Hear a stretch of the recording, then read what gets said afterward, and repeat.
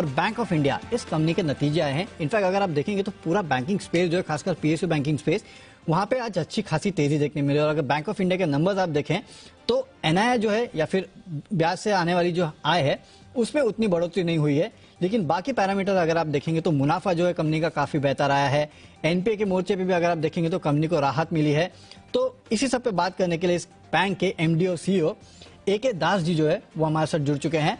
दास जी, सबसे पहले तो गुड आफ्टरनून, बहुत बहुत स्वागत है आपका इस शो में।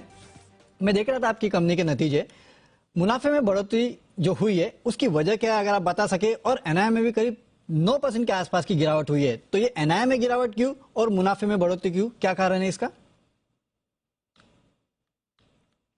प्राइमरीली आपको जैसे मालूम है, आपने प्रोविजन नंबर्स भी देखे होंगे।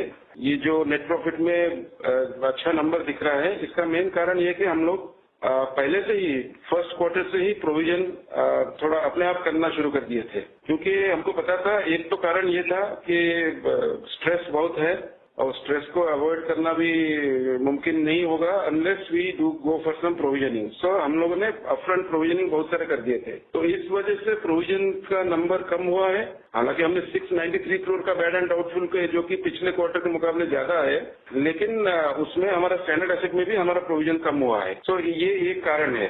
एंड जहां तक नेट इंटरेस्ट इनकम का सवाल है, क्योंकि 5.5% की ग्रोथ हुई है और पिछले 2 क्वार्टर यानी कि पहला और दूसरा क्वार्टर में हम लोगों ने एडवांसेस ग्रोथ बिल्कुल नहीं किए थे ठीक ठाक। इस Q3 में थोड़ी इम्प्रूवमेंट हुई है, जिसका नतीजा आपको देखने को मिलेगा ये Q4 में। तो मुझे लगता है Q4 में एनआईआई में अच्छी तरह से बढ़ोतरी हम देखेंगे, एनआईएम में भी देखेंगे। एनआईएम जो कि अभी ओवरऑल ग्लोबल जो 2.27 है वो कम हुआ है 2.42 से, बट डोमेस्टिकली हमारा निम है 2.51। लगभग 86% लोन बुक हमारा डोमेस्टिक सेगमेंट में है, तो उसमें 2.51 है।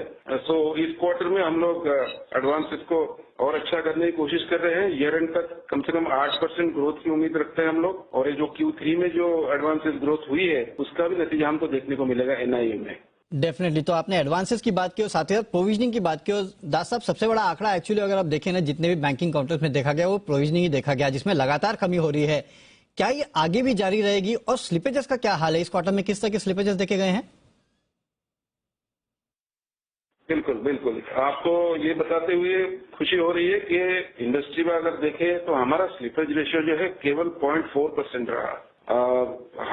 अगर एक बड़ा अकाउंट छोड़ दे तो वो और नीचे आ जाएगा, 0.21% आ जाएगा। तो हमारा स्लिपेज रेशियो, स्लिपेज मैनेजमेंट जो है हमारा एक मेन जो अचीवमेंट उपलब्धि जो है वो स्लिपेज मैनेजमेंट रहा है। पहले से प्रोविजन किए हैं हम अपफ्रंट, इसके अलावा स्लिपेज मैनेजमेंट भी अच्छी तरह से किए हैं despite lot of stress across all the segments. तो हम लोगों का स्लिपेज प्रबंधन वैसा ही रहेगा Q4 में, उससे बेहतर होगा।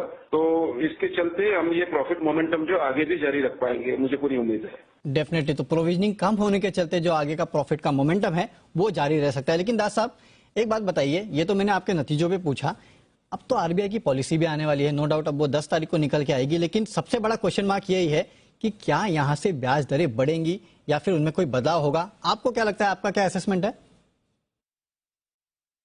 देखिए, ये तो होना ही था मार्केट डायनामिक्स के हिसाब से, और जो ट्रेंड है अपस्विंग इकोनॉमिक साइकिल जो है अपस्विंग डाउनस्विंग हर 6-8 साल में बदलते रहते हैं। और ग्लोबल ट्रिगर की बात करें तो इशारा बिल्कुल साफ है, और हमारे कंट्री में भी ये होना ही था। तो मुझे लगता है इंटरेस्ट रेट रिवर्सल जो कि आप देखेंगे यील्ड वाला देखेंगे तो उसमें ऑलरेडी शुरू हो चुका है। तो मुझे लगता है डिपेंड करता है एक तरह से और भी गवर्नमेंट बोरोइंग प्रोग्राम के ऊपर, वो क्या होता है, मार्केट में क्राउडिंग हो जाता है या क्या है, लेकिन रिवर्सल मेरे हिसाब से सुनिश्चित है। डेफिनेटली। तो रिवर्सल होना ही है और यहाँ से ब्याज दरें जो है वो बढ़नी है। देखते हैं कि इस बार आरबीआई पॉलिसी में क्या होता है। शुक्रिया दास साहब आपका काफी हमारे साथ जुड़ने के लिए, और पूरे रिजल्ट पे और साथ ही साथ आरबीआई की आने वाली जो पॉलिसी है उस पर ब्याज दरें कैसी हो सकती है इस पर क्लैरिटी देने के लिए।